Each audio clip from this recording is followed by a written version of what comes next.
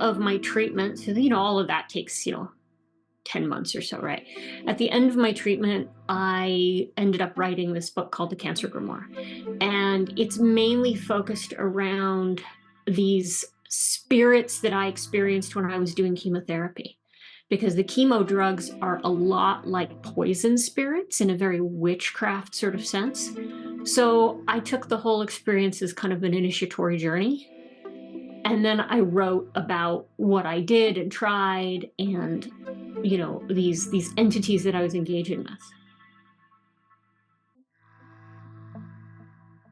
Hello, and welcome to the Spirit Box podcast, where we explore folklore, magic, the world of the spirits, and everything in between. Today, we welcome Ivy Bromius. Ivy combines skill sets in a unique way that serve her clients to make the most of their lives and create the future they want. Drawing on her professional career, Ivy has worked through how project management and magic can intersect and work together for better outcomes in one's practice and indeed one's life. And she's christened this practice PMPM, Practical Magic Project Management. It's an interesting proposition. It's somewhere between coaching, project management, and magic, which is an interesting intersection and something that we haven't gone through on the show before. Now, we also get into Ivy's work on the Cancer Grimoire, which is the product of how Ivy approached her cancer diagnosis and subsequent treatment. And she approached it as an initiatory experience, exploring the healing potential of integrating the strengths of Western medicine with non-materialist healing practices and looking at these through an enchanted perspective. Really interesting stuff. I think you're going to enjoy it. Now, as always, no show is complete without a pitch for my book. So if you like the podcast and you enjoy some of my folkloric work and maybe some of the shows on the Dark Man, then please check out my book, Song of the Dark Man, which is available in all good online bookstores. You can get it as a Kindle or you can get it as the paperback. But it's doing quite well and it seems to have gotten some good feedback of late. So if you like what I do, then please support the show by picking up a copy of my book. Okay, let's get on with the show.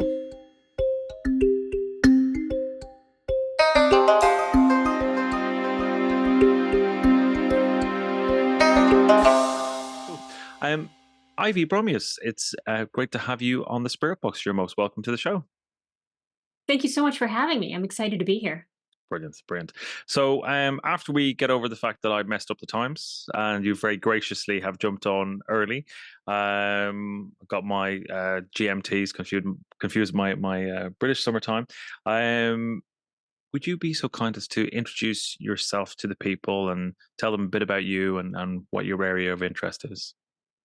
Absolutely. So I'm Ivy Bromius, and my site, circlethrice.com, gives products and services with a unique, I think, combination of magic and witchcraft, but also project management, which I think is sort of surprising to people when they first hear that. But those two things actually go together really, really well.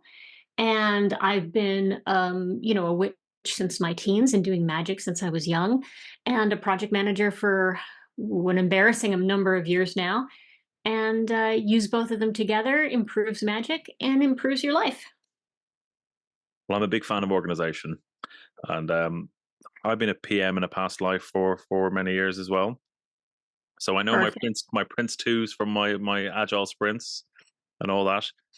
Now, before the occult world pulls the needle across the record, thinking we're going to talk about project management all day, tell us a little bit more about your magical area of expertise.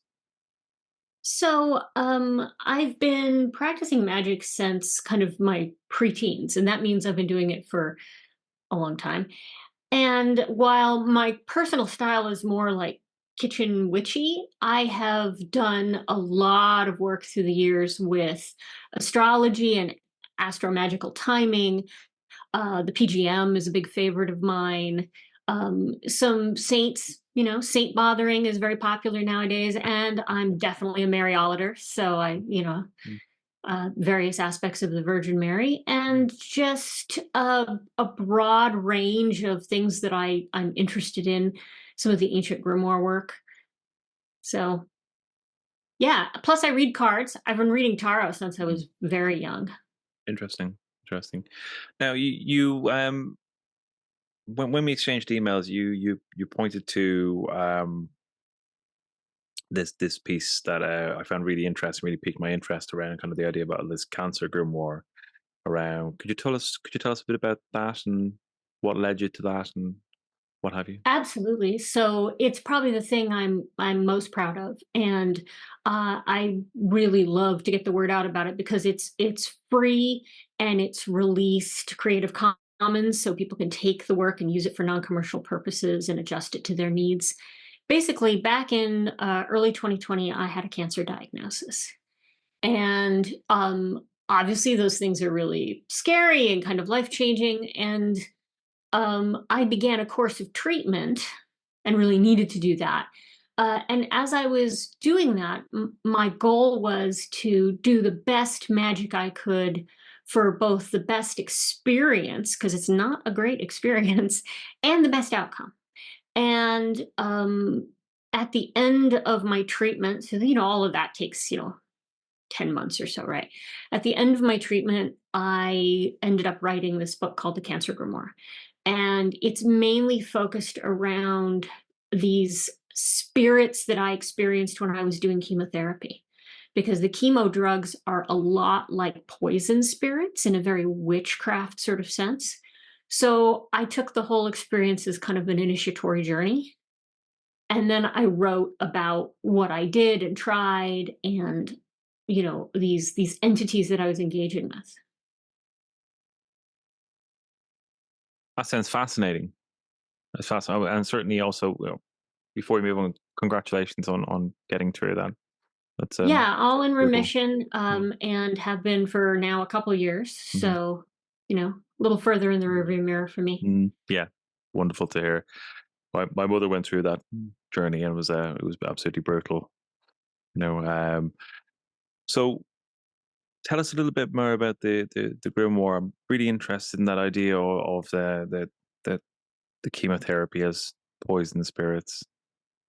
Well, first of all, the challenge when you have a serious health diagnosis, and it doesn't just have to be cancer, it could be anything, is that our you know, medical system is not super great for this stuff, and it's very fractured. So, in a perfect world, when you have a diagnosis, what would happen is that you'd automatically get the astrology and the magic and the dream speaking and the prayers and whatever medical treatment made the most sense. And in fact, all of that is fractured. So part of the challenge is to sort of identify the right pieces that you need. So for me, for example, I was fortunate to get connected to integrative medicine, who could advise me on things like supplements and diet options in a way that wasn't quite magical, but at least they could tell me if things were contraindicated, which is kind of hugely important. And then also, I found an amazing acupuncturist who specializes in chemo patients, who did wonders for reducing like nerve issues and nausea and pain issues that you experience when you do that. So part of my goal was to just sort of align these various pieces. And the biggest surprise to me was that when I sat down to have chemotherapy, I honestly had this sort of spirit engagement kind of experience where I was experiencing these substances as entities. And I suddenly realized that that made a lot of sense from a poison path kind of initiatory experience, but also from a magical experience. And as engaging with these different entities, working on identifying prayers and invocations that I could say quietly during chemo. Certainly, masking helped with all of that because all of this happened in 2020, and just trying to engage with these substances in a more relational, magical way, rather than a purely Western medicine one. And there was a lot of really strange kind of alignments and synchronicities around this process. So, for example, there's one substance called doxyrubin. It's very red, and they inject it into you. And I experienced it as sort of this red dragon kind of energy. And then my medical oncologist, who was like, the most entrenched Western medicine guy ever, called it the red demon. He would refer to the drug as the red demon. He's like, yeah, you're taking the red demon, and that can cause this and that, right? So, so having this experience of these are entities, you can invoke them. They're like Goetia spirits, right? Like you don't make so much friends as you do sort of bind them to your purpose, which is to deal with the cancer and not mess you up too badly in the process. And so I released the grimoire as hopefully a starting point for further engagement and conversation out in the world when people are having this kind of infusion treatment. And I have had a lot of people reach out to me and talk about some of the medicines they were taking and how they were experiencing it. That's fascinating. And it's interesting, isn't it, that the doctor somehow was subconsciously picking up on that kind of that appellation. I'm always fascinated by that in the terms of like how people's language can leak what their subconscious or their kind of wider psychic mind is maybe in somehow aware of it. Um, and in terms of people who've written to you about their experiences with their medicines, um, I mean, have you had anything come back that was, that kind of jumped out at you that maybe kind of solidified the how the grimoire was working, or that particular path of that particular path you took and how you decided to work with the process? Have anybody has anybody written to you with their experiences that mirrored or kind of like solidified your own view on it? When I've spoken, Zoom wise, with Mm, several people, because I'm always happy to give that kind of mm, advice, right? I'm always like, yes, come talk to me and we'll talk mm. this out. I've had some interesting experiences where, so for example, I was on a medication very briefly that I had a very strong kind of reaction to both spiritually and physically. And so I ended up not doing the medication for very long because it's kind of like this sort of exploratory process of seeing what your system can handle and Right. how your treatment is going. So, but this particular spirit, I experienced in a certain way, and then I spoke with someone who was taking that medication and was like, "Yeah, that's yes, I see that. Yes, this is how I noticed it." And we were able to sort of brainstorm a path into invoking. So if you think about a traditional sort of grimoire, there's these spirit lists Mhm. and with the various names and invocations. Well, where do those come from? Right? Somebody at some point came up with them. The spirit themselves shared information. The person wrote down what they were experiencing. These are like working notebooks, and mine Yeah. was the same. So I would have these experiences where things were coming at me. I would experience something in a certain way, and then I would find a connection. And then much later, after treatment, I even looked up the origins of some of these medications and found further kind of connections. Oh wow, that's intriguing. Yeah, yeah. One of the most amazing things, though, is when I get feedback from medical professionals. I've been contacted by people in oncology, Right. infusion nurses, oncologists who obviously are going anonymously forward with this, but saying, yes, this is powerful, this is useful, Hmm. And one of my infusion nurses early on, I was having I was sitting, sometimes they have to inject directly. And so they were sitting right across from me, and I was sort of placing my hand here, and she was like, "You're right." And I'm like, "I'm telling the medicine where to go." And she said, people who engage actively with their treatment do much, much better. And it was just this sort of Interesting. affirmation that even the folks kind of on the front lines of Western medicine kind of sense Right. this Um, that's Gesundheit. that's that's so interesting. Um, I really like that.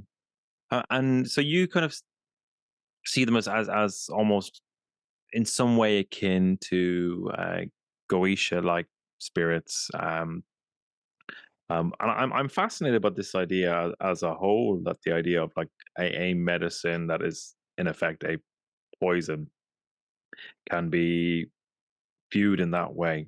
And and I'm wondering,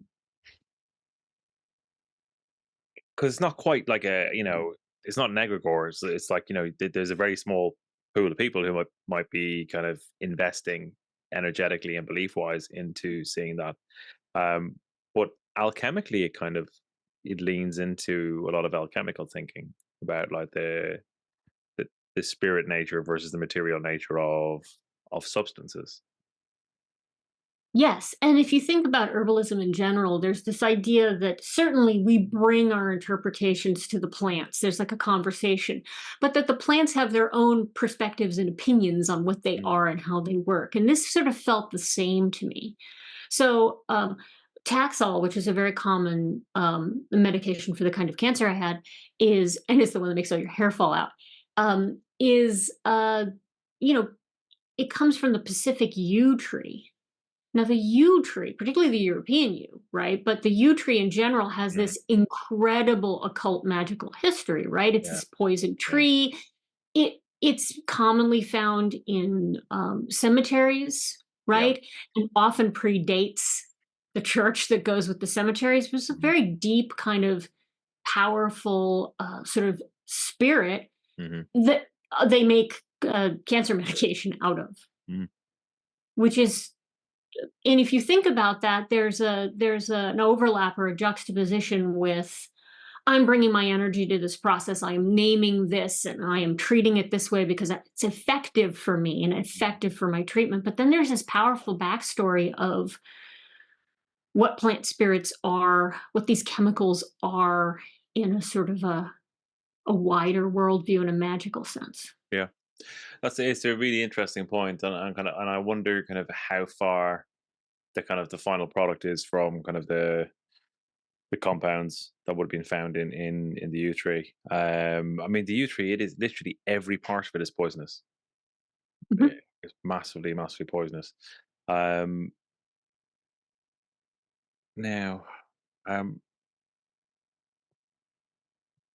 so tell us a little bit more about then kind of working your way through your treatment. How did your work help you get through it and build out the grimoire? Yeah, it was incredibly powerful. And I came away with some sort of very specific sort of guidance for people who are going through kind of a serious medical thing. The first is that you should absolutely just ask for help and ask for people to pray for you. I was really open with that. And I had a lot of like personal glee at the idea of Christians and Jewish folks and Muslims and Mm. other witches and pagans and people of all stripes praying for me. I'm like, yes, bring it on. And that was actually hugely powerful. And of course, I'm part of kind of a wider magical network. So I had Right. people doing intentions and doing magic on my behalf. And part of my ongoing practice is now magic and prayers for all of those people, Hmm. right? That to give something back that they take Yeah. forward, like prosperity and happiness and for their own families and health among, above all. And the other one was just that um, there's a kind of optimism that's really powerfully healing, and there's a kind of optimism that's not useful, Right. right? This is something that comes up a lot with cancer treatment because there's a sort of weird assumption that if you have cancer, it's because you weren't happy enough. And if you could only be happier, you would never get cancer. Well, that would be nice. But in fact, an optimism that you can use as a tool to like be healthier and get through things more easily. So, and there was a series of things that I did. I mean, the grimoire, like the spirit work itself, was really powerful. The other one I did was that I had a healing salve that I used during radiation treatment. Hmm. And I added this Asclepius materia from Sphere and Sundry, I'm a huge fan of. Sure. And I had almost no side effects or burning or anything. Like my Oh, my brilliant. my radiation oncologist was like constantly stunned at how well I was handling the external impacts of Mm, the radi the radiation. So that's fantastic. Now you mentioned some of in the grimoire around kind of like the astrology um and kind of what have you. How did that factor into things? so this is really interesting because um there's so I have like an astromagical planner that I have, right, that I provide. And I actually started that publicly for the first time as sort of a thing that I was offering in the middle of cancer treatment. And I think part of that comes from this sort of experience I was having where uh, my first initiatory experience was when I was around 18. And I had this sort of like powerful external sort of spiritual initiation. It's pretty unpleasant too. The Saturn return of that was just in the month or two before my diagnosis. So there is definitely this kind of like, what is the timing around this thing? And yes, that means I'm not only old enough to have a Saturn return, I'm old enough to have Saturn returns on things that happened when I was an adult. So, I'm definitely aging myself here. I'm telling on myself a little bit. Yeah. You're in good company. You're in good company here. No spring chickens on this pod. Um, that's really interesting that that cycle came around, particularly around that area. I'm interested in your you mentioned your kind of your initiatory experience, that initial one with that Mhm. an external force. Would you mind sharing a part of that? Totally okay if you'd rather not. No, I can talk a little bit about it. Obviously, there's certain stuff that's pretty feels intense or private. But Mhm. I was about 18, and I wasn't really an adult yet. Like I felt like I hadn't like become a real person. I don't know if that's a weird way to put this, but I I get it. wasn't Yeah, really individuated yet. yeah. And I was struggling, and I had this experience of a friend came, like an acquaintance came and gave me a gift. And the gift was a mirror. And I took the mirror and I fell through the skin of the world. And for about 5 weeks, I was clearly wandering around doing stuff, but I was in this sort of other landscape, like that lays like transparently just under the stuff we look at and deal with every day and all the practical things. And it was 5 weeks. It was unpleasant. And after about 5 weeks, I sort of came back to myself and I was fine.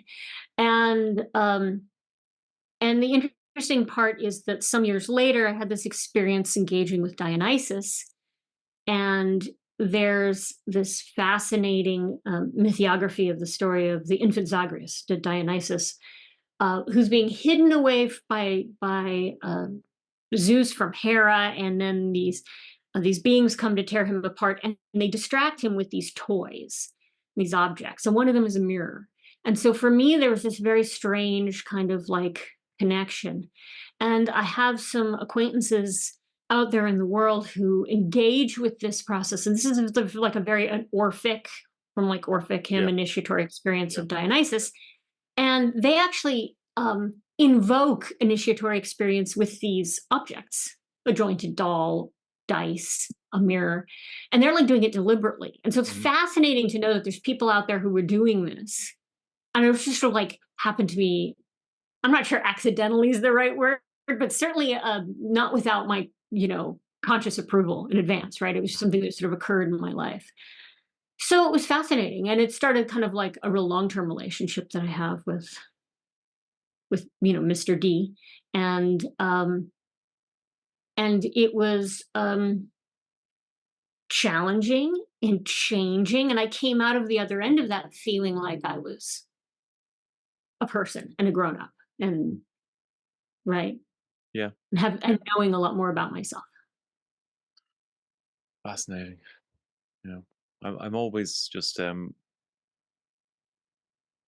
so intrigued by these types of experiences that people have and how transformative they are.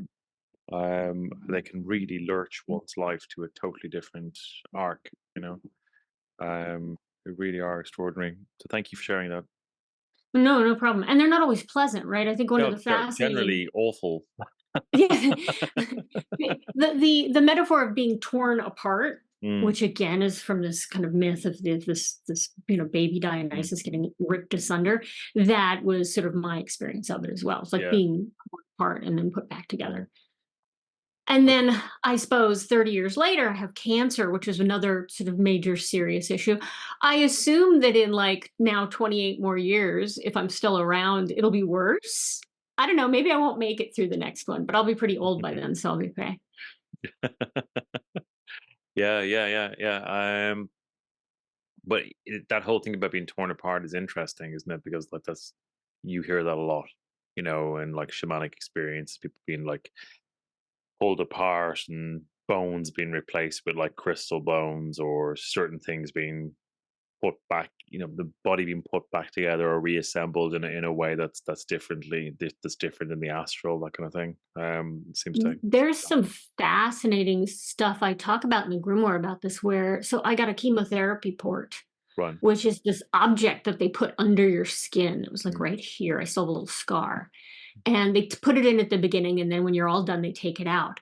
And I experienced that as very alien, mm, but not just like, oh, I have a medical device. It was like an alien implant, and it was where the right. poison went in, right? So it was this very weird kind of experience for me that was similar. Like Right. something had been put in me that didn't belong there. I've, it does sound wholesale unpleasant. Well, it wasn't great, but if everyone knows someone who's gone through it, Yeah, it's that's not, true. you know, Yeah, that's very true. So, so are there any other areas you'd like to talk about around the grimoire? well, I think I just want to extend sort of again an invitation. If people want to go check it out, it's just a free download on my site, and you're welcome to add to it or pass it along non-commercially. Like I said, I really wanted it to be out there, and I'm always really happy to talk about what it is. The magic I did during the process really benefited me, and while I'm not going to say that uh, everybody's going to have the same positive experience, no matter what the initiation brings you in the end, doing magic through something like this makes it better and Mm, makes you more able to deal with it in a way that's more positive. Even if it doesn't turn out good, like I just really bluntly, I'm not in the business of telling people, oh, do some magic and everything will be fine. Some right. initiatory experiences are like that. You take the final turning and you don't come back to where you were. Mhm, That didn't happen for me, and I'm happy for that, but it happens for people. Still, the magic is powerful. mhm. Fantastic. And in terms of that practice, like on a day-to-day basis, what would that look like if you were going through your treatment?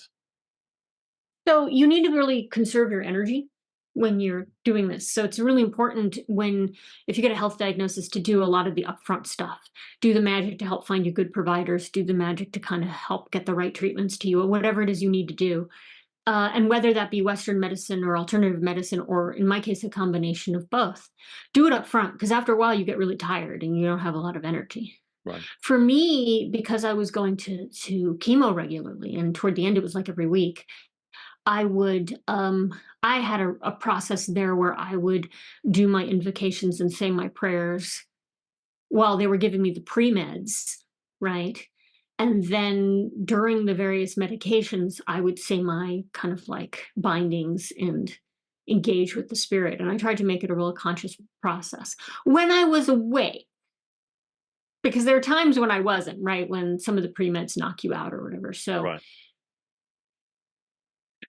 Um, You mentioned the Virgin Mary at the start of the show, and how you work with her. I work with her as well. Um, in fact, I'm one of those kind of well Catholics. Well, lapsed Catholic. I'm very lapsed Catholic. But I was dedicated to the Virgin Mary when I was a baby. You know, which is quite at a certain time period was quite a common thing in Ireland. Um, but how I work with her, and I'm just curious if it's similar for you, given the territory you're exploring, is how I work with her is in terms of compassion. To essentially show me compassion when or I ask for compassion when I'm going through particularly challenging things. To try and just soften the blow somewhat and help me in that regard. Did she form a part of your practice when you were getting through your cancer? Yeah, where I come from in kind of the desert Southwest United States, the form of the BVM, as people say, is was Guadalupe, right? So Yeah, that was yeah, the right, which it who would be beautiful and fascinating. So I grew yeah. up with a lot of that kind. And again, I'm like you. My family was sort of Catholic. I'm very only lapsed Catholic, and but there was a lot of that kind of spirit energy down where I grew up. And so that was my sort of initial engagement was with the Virgin of Guadalupe. And then but when I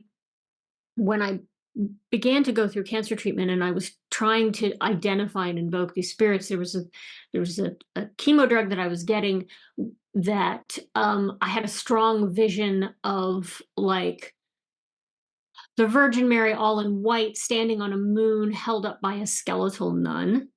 Mm, And I came across some references to Mary Empress of Hell, which is a fascinating form of the Virgin Mary. And I found some rosary invocations around this and of her conquering demons. And it seemed like a perfect um, you know, mm, in a very Solomonic way, like a binding yeah, spirit for this yeah. particular drug.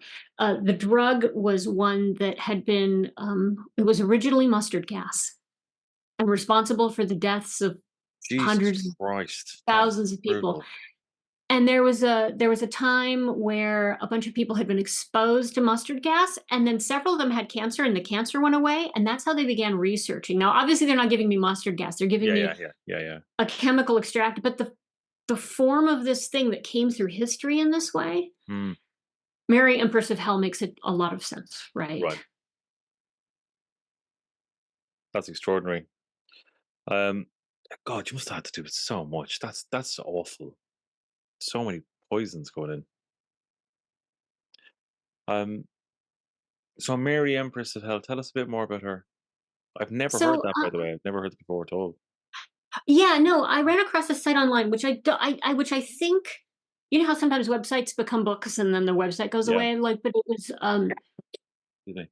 it Yeah. was this. There's some sort of backstory, and I know it's apocryphal about sort of Mary rescuing Adam, and there's like she's binding demons, and she's Mary Empress of Hell, and they had some rosary prayers, and so that's what I would do is I would pray. It's a very Mary Oliver's rosary, right? Like it's not Catholic, so to Yeah, speak, right? I mean, yeah. it's very off book, um, and that's how I was engaging with it. But I found that site because I was literally looking for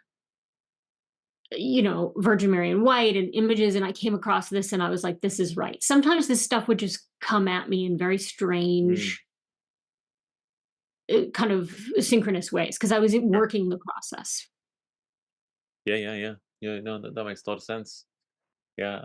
I absolutely never heard of that. Like, that's intriguing. I'm going to be definitely looking up that um, after this. I've certainly worked with like Mary of the Sorrows. Definitely. Um, anyway, um, so the grimoire is there as kind of a set of tools, a set of processes for people who are going through similar challenges in their life. to help them kind of get the best out of that process that you distilled from what you went through. Yeah, I think that's a fantastic thing to do. What a great thing to share with the world. Yeah, yeah, I definitely wanted to go out there because it was, it was sort of Mhm. a moment in time for me, and I wouldn't have gotten through it nearly as well without Yeah, all of the magic. Not only that I did, but that was done on my behalf, and so that's part of the thank you kind of back to the world that I lovely, put down all the things I tried. fantastic. Well, lurching to a totally different angle now. You've got the project management element to what you do, and how you kind of marry that up with magical practice. And I was very I found it very pleasing to read that. I know of kind of several kind of well known occultists who have backgrounds in like PwC and data scientists, and I worked with a high level in like client services and PM and all that kind of stuff. So I very very familiar with that world, and I do. I mean, I'm really intrigued to hear how you've gone at this, but I absolutely can see the benefits of skill sets that one could bring from your professional life into practice in the occult world. I'm a firm believer in this. So I'm really intrigued to hear how you've approached this, and how you've blended these worlds. Yeah, no, if you think about it, companies, big corporate entities spend money on project management and project managers Hmm. because having somebody who can organize things and help get work done and help herd the cats and move people in Yeah, the right direction, yeah, and um they do that because it works, right? yeah. So I think of this process as Robin Hooding. We're going to steal from those guys, and we're going to use it to make our own lives better, to make our own magic more effective, to build the next world that we know is coming that's going to be better. And why not, steal those tools and use them for ourselves? And it's especially powerful. So I come from a background in, computer project management, Right. which, as you mentioned early on, right, it's very agile. The idea is that you pivot fast, you try things out, you don't Yeah. invest a lot, you try things, you see, you revisit. All of that is just about the most useful toolkit and mindset for the world that we're Mm, in right now, yeah. which is rapidly changing, highly chaotic, Mhm. pretty darn scary at times. Oh yeah. God, yeah. And coming at it with a magical approach that's agile, that's flexible, Mhm. is just incredibly powerful. It gets so the tools of project management can get more stuff done in your life. Like bluntly, like if you're organized, you get more done. But Yeah. it can also get more magic done in your life and make the magic better and more effective. Mhm. Mhm. So I've been kind of blogging about this kind of, you know, I don't know, 2017, 15. So when I started this, right, it's been a while.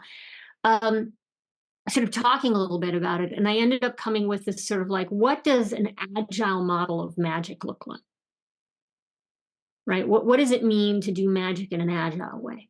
And I came up with kind of based on the original manifesto that these computer geeks put together. I came up with a magical version of that, and it's a little like, give me your email, I'll send it to you, Cool. on the site, right? It's Yeah. just but the idea is that you do things that are more lightweight and flexible for most of your enchantment, and you engage in a more relational way with various spirits rather than a more formal way.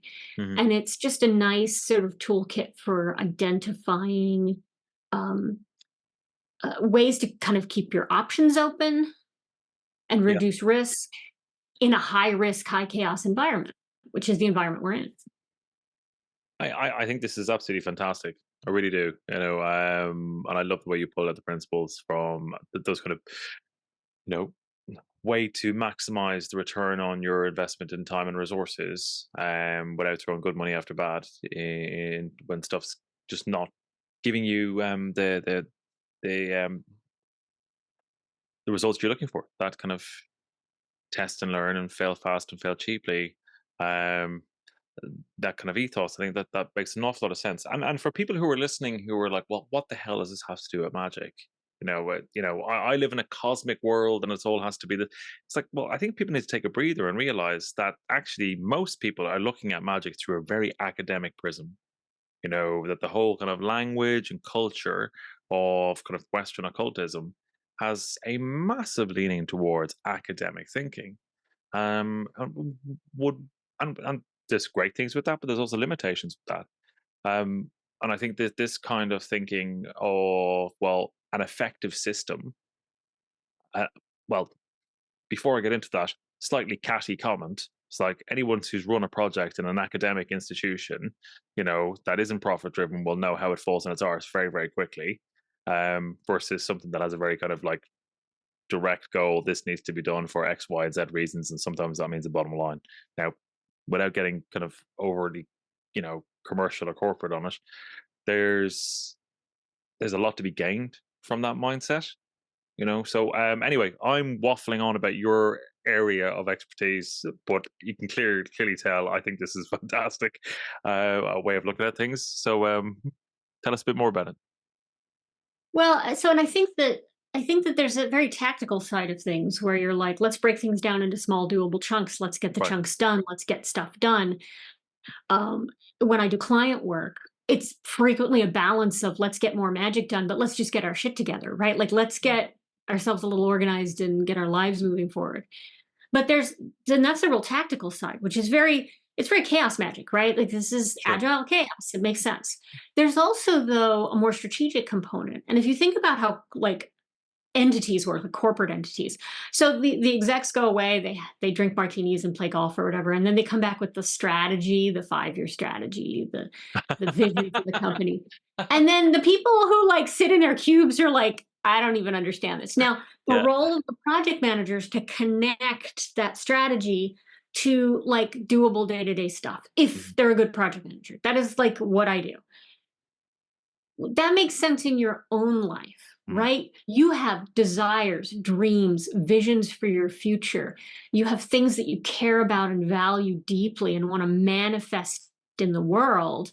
And then you got like dishes and a kid screaming and you know your neighbors bugging you for something, and you have like all this day-to-day stuff. And if you can use these tools to connect your vision and strategy and the things you care about, your personal values, not corporate values, down to your day-to-day, Mhm. well, there's just nothing you cannot accomplish, right? Like, you may not succeed at everything you try, but you will be so much more effective. And that middle piece is sometimes the piece that's a bit missing, right? Like, we can all task rabbit. There's people who just crank away every day doing lots of things. But do we remember how those are connected to our dreams? Mhm. You know? And then there's people who have big visions and they could see the dream clearly, but they can't get the bits done because all of those things break down into the little bits of things you do every day. Yeah. So connecting those to each other is really powerful. And it's a lot less mechanical sounding. You're like, yes, I live in this engaged cosmic universe. Yeah, so do we all, right? And that means that we have this universe level vision and engagement. And then how do we turn that into like our personal goals? And then to the things we do all day long. And if you can do that and then bonus incorporate all the magic right into it so it's not separate anymore, then that's an incredibly powerful combination. Sure. Sure. Absolutely. And in terms of, I mean, this may be a non-skill question, so please forgive me if it is. But like, how does that break down for people? Like, um, and I absolutely understand what you're saying, particularly the execs coming up with the strategy and how does that translate into tactical stuff. That did make me laugh. But that whole concept of, right, I'm a magician, I have big visions, of kind of where I want to go with my magic, but I just can't get my shit together to to make it happen, or I can't put one foot in front of the other. Whatever it is, I'll find some excuse, or there's just there's an air of chaos in my life that just prevents whatever the scenario might be for somebody. How do you kind of like, is it kind of like a coaching thing? Is it practical tools? Or maybe it's a combination? How do you get people through that? It is a combination. So over the years, I've kind of worked out a process that starts with the values and vision and then Right. works down through setting goals that aren't just smart, because I think a lot of people understand the concept of like the whole, it's measurable and it's timely, it's a Yeah. smart goal, it's Yeah. not a undoable blob, it's a thing you could actually do, but also a magic goal, one that is enchantable and more connected to the larger universe. So Right.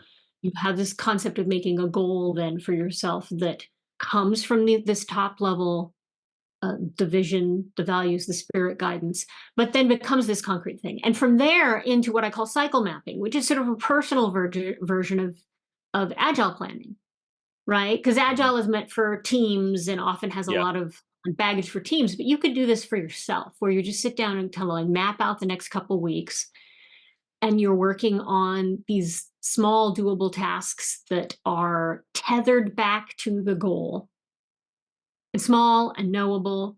And from there you can begin to incorporate those things in your day to day. Hmm.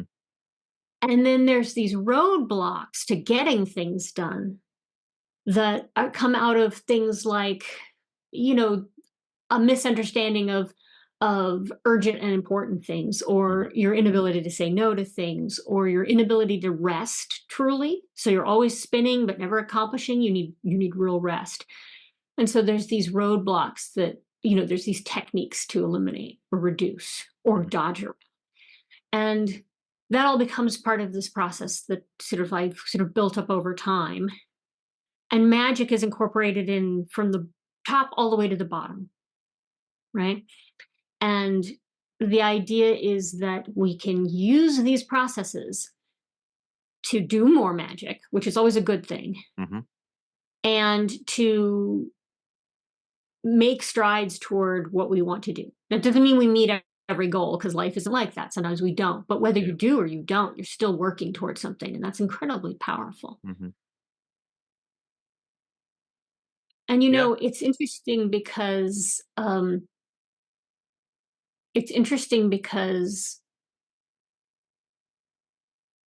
the task part of it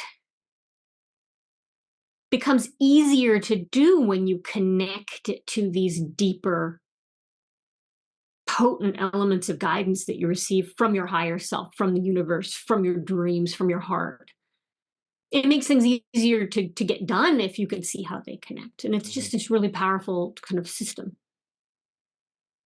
I find that absolutely fascinating. Um, and uh, yeah, I think it's a very, very clever approach to magic. I think that's awesome.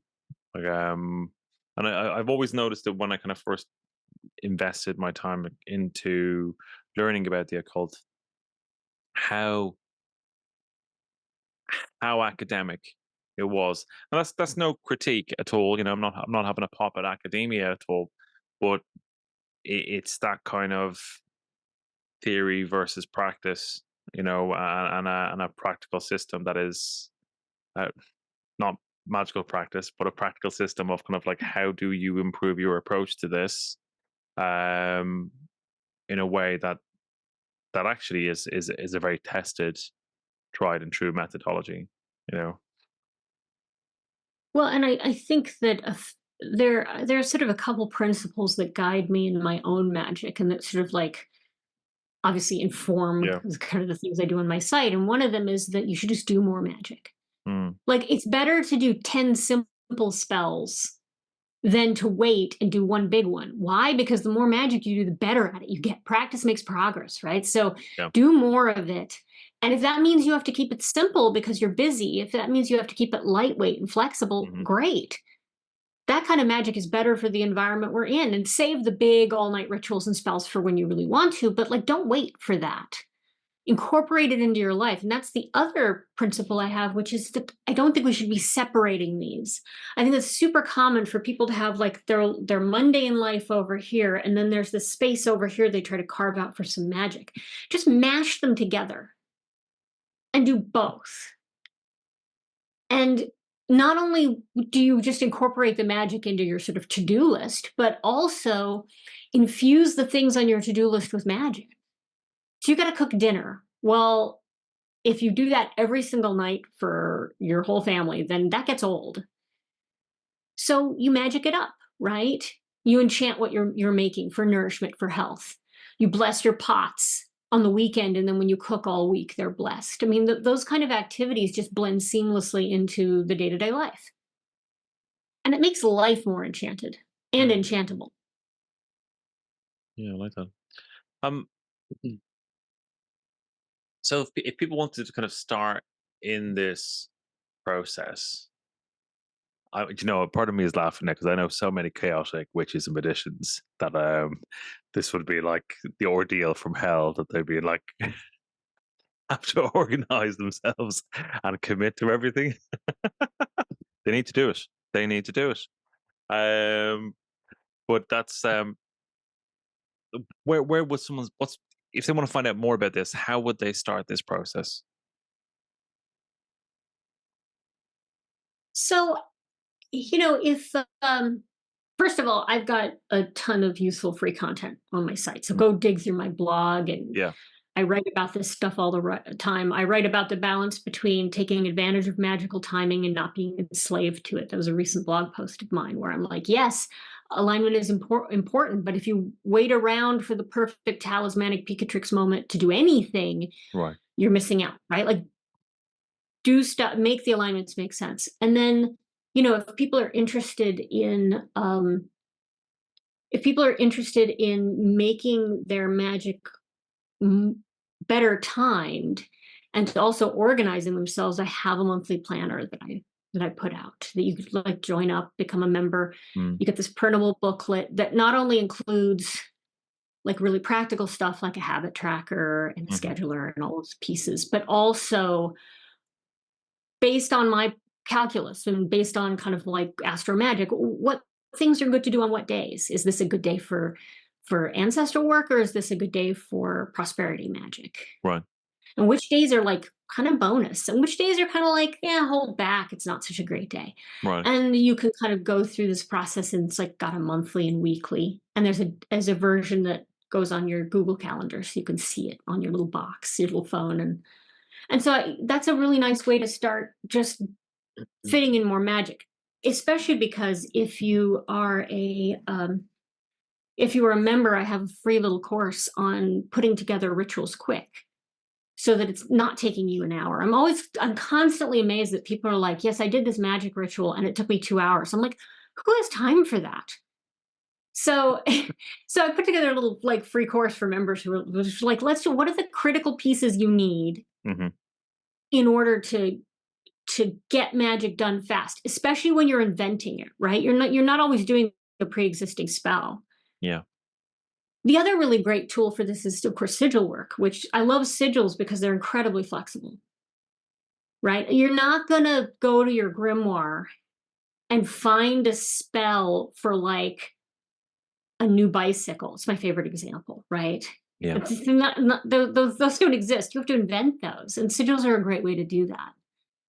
So I have a little free guide on how I do sigils as well. So those are the kind of things that I have. I have a series of courses, of course, I put out, and I do consulting with people who want kind of like hands-on, one-on-one sort of training through Hmm. this.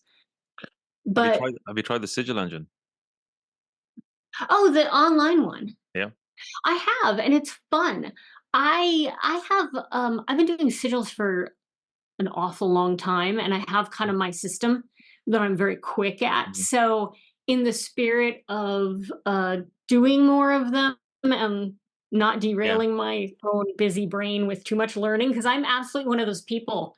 You talk about how magic is academic. I'm Yeah. absolutely one of those people who are like, ooh, I could research this all day long.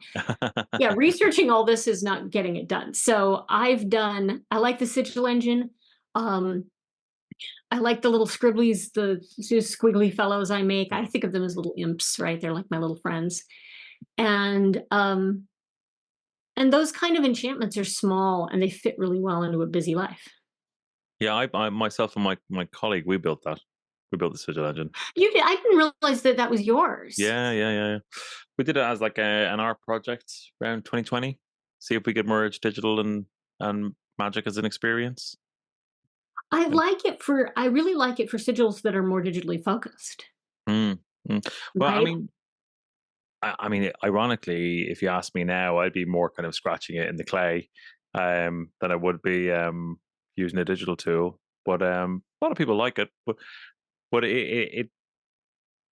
I find it interesting because we were talking about project management and that kind of stuff and those type of skill sets, and it's like the quality of that tool came out of that kind of school. So in terms of the level of experience, the type of technology was built in, all that kind of stuff. I also think that so much of our lives are online, right? The reason we can have this Yeah, conversation is because of that, right? But so yeah. much of our lives are online, but the place that things have to land in our lives is not online, right? So to manifest things, they need to be Mm, manifested mm, kind of the real grounded world. And so and that and that sort of implies that online isn't real, and that's not true either. So there's this mm, weird sort of Venn diagram between the online world and its uses and power and then the real world. And if you yeah, want to cross the boundary between the two, there's some really interesting enchantment around that because it's like a great example is, let's say you're looking for a job. You need a day job, you got bills to pay. You got this online resume that you're sending out online, right? Like everything is online. So how do you anchor that in the real world in a way that helps draw those opportunities to you yeah.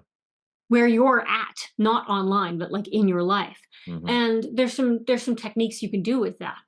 And I think that the ability to navigate that boundary between, you know, between Mercury and Saturn, basically, between the the the the air and the sky of the internet to the grounding of your life is a really powerful kind of magical a way of approaching magic. Like if you Right. can anchor it, then you can manifest things. Hmm. I like that. Oh, excuse me. I found a real tingle in my throat. Um, so in terms of kind of we're past the hour now. Are there any other areas that you'd like to explore? Well, one thing that I thought it would be fun to share is that I've been doing a series of courses this year, and the next one is one that I'm actually really excited about because I've been working on it since before the pandemic. Oh wow. And so Do we remember life before the pandemic? We're it's all kind obviously of been yeah. deprioritized. Yeah, I don't remember a thing, right? No, it obviously got deprioritized for things like cancer treatment and all of this other stuff, Sure. but it's a course on magical habits. Right. So this is the other key piece of this system is how do you make really good habits? And we know that breaking bad habits and making good habits is not an easy process. How do you leverage magic for that? That And I've been sounds playing so with that now for interesting. some years. Yeah, I've been Right. playing with these concepts for some years and using it to force myself to make better habits, Right. right? So you could pick something in your life that you know you should be doing or know you shouldn't be doing, but that you've always struggled with. Hmm. And how do you make that change? Because if you can change your habits, man, you can change absolutely everything about your life. Sure. That's very And powerful. Yeah. yeah, and that's something I'm currently working on. And I've got some really cool kind of behind the scenes stuff going on with some cool partners and some cool stuff to put together. My first, like, I've been doing live courses all year, which I hadn't ever done before. And there's going to be a live course on this habit setting and habit magic, right? Wow. That I could see that being so useful. I mean, immediately I'm just thinking about three different things you could help me with that. Um, so I suppose, I mean, unless you want to go into that in more detail, then we could kind of go through where the best places for people to find you and kind of your work and access that course?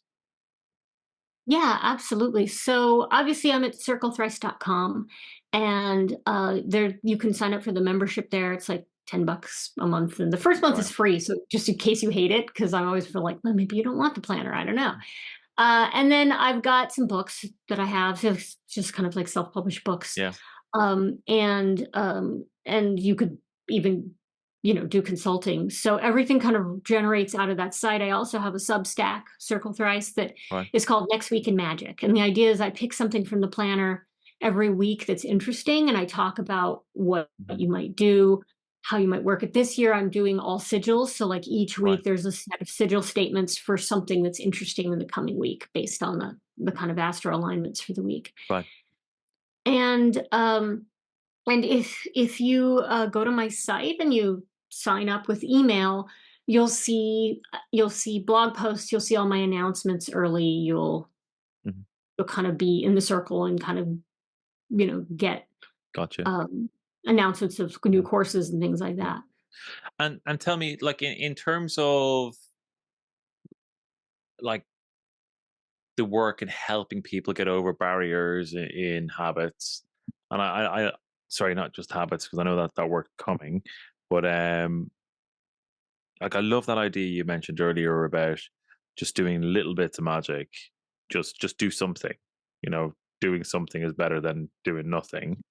I think that's such a positive idea. Like, yeah, I can see people really getting a benefit from that.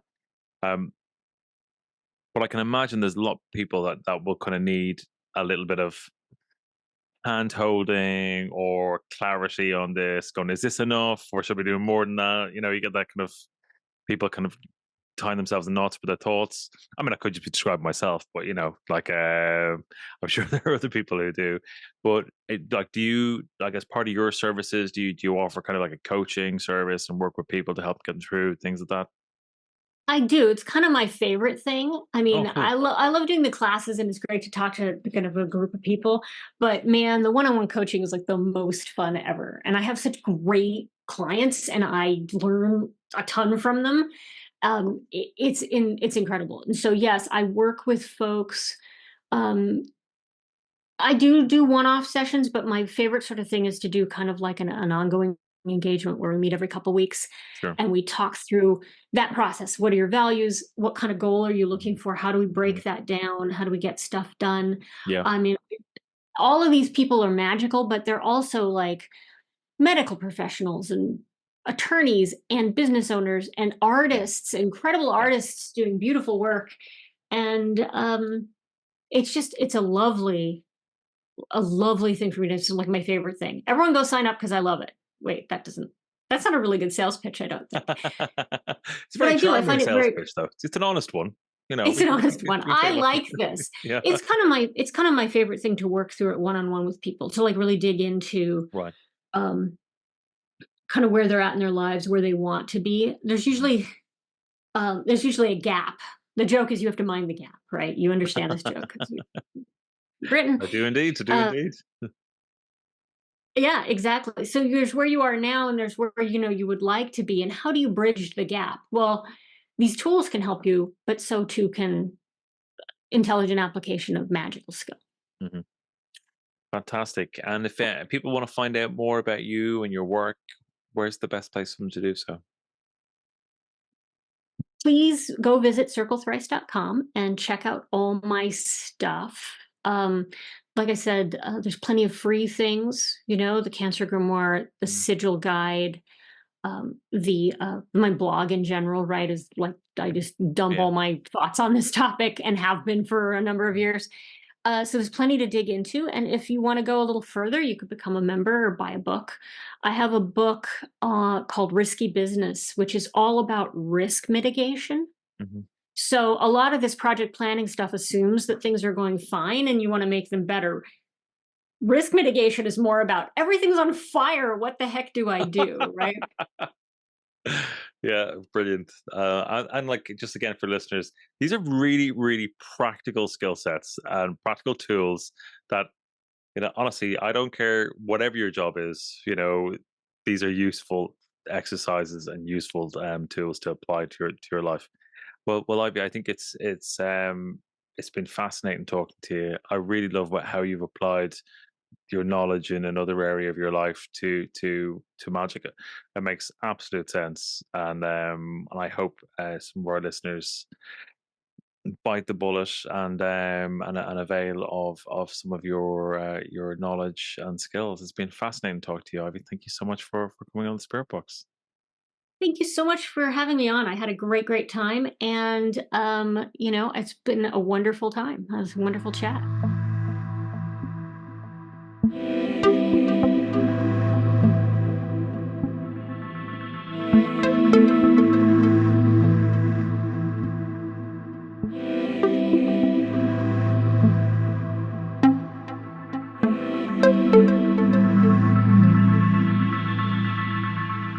Thank you, Ivy. I hope you all enjoyed that. Do check out the show notes for more links to Ivy's work. That's all from me. I'm Darren Mason, and you've been listening to the Spirit Box. Talk soon and take care.